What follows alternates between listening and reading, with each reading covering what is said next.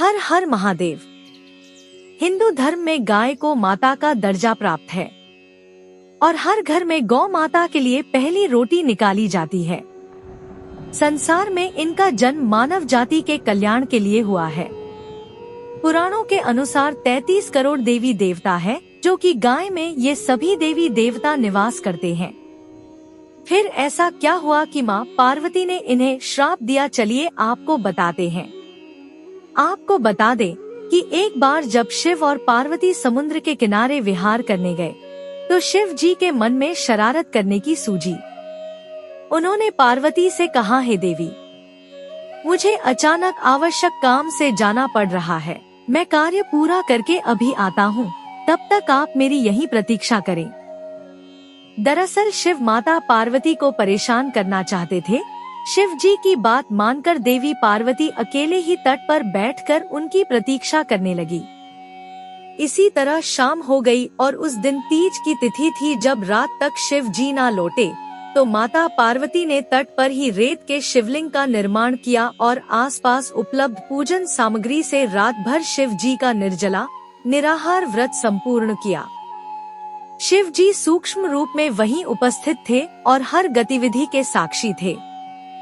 सुबह होने पर पार्वती ने समुद्र में रेत के शिवलिंग और पूजन सामग्री का विसर्जन कर दिया। इसके थोड़ी ही देर बाद शिव जी प्रकट हो गए और बोलने लगे कि देवी पार्वती, आपने कल तीज की तिथि पर मेरी पूजा नहीं की। पार्वती जी ने कहा कि मैंने पूजा की है और अभी सामग्री विसर्जित की है। शिव जी अभी भी पार्वती के साथ और ठिठोली करना चाहते थे। उन्होंने कहा कि पार्वती, मुझे तो पूजा का कोई चिन्ह दिखाई नहीं दे रहा है। अगर आपने पूजा की है तो प्रमाण दीजिए।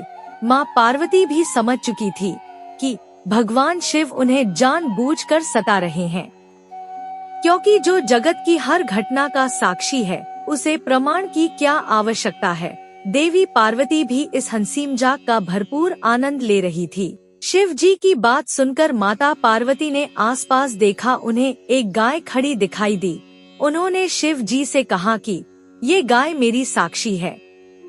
जब मैं पूजा कर रही थी, ये गाय यहाँ उपस्थित थी।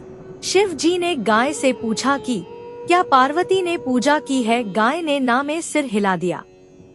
शिव जी ने कहा, पार्वती, आप असत्य कह रही हैं। गाय ने आपकी गवाही नहीं दी। शिव जी के सामने स्वयं का अकारण झूठा साबित होना पार्वती सहन नहीं कर पाई और क्रोध में आकर उन्होंने उसी वक्त गाय को श्राप दे दिया।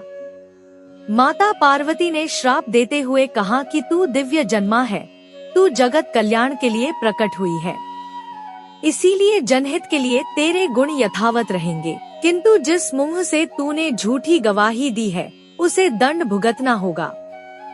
झूठ बोलने के कारण अब से जूठन ही तेरा आहार होगी। इस तरह झूठ बोलने से गौमाता क्रोध की भागी बनी और आज तक उनकी संतति अच्छा भोजन प्राप्त होने के बावजूद भी जूठन खाने के लिए बाध्य है।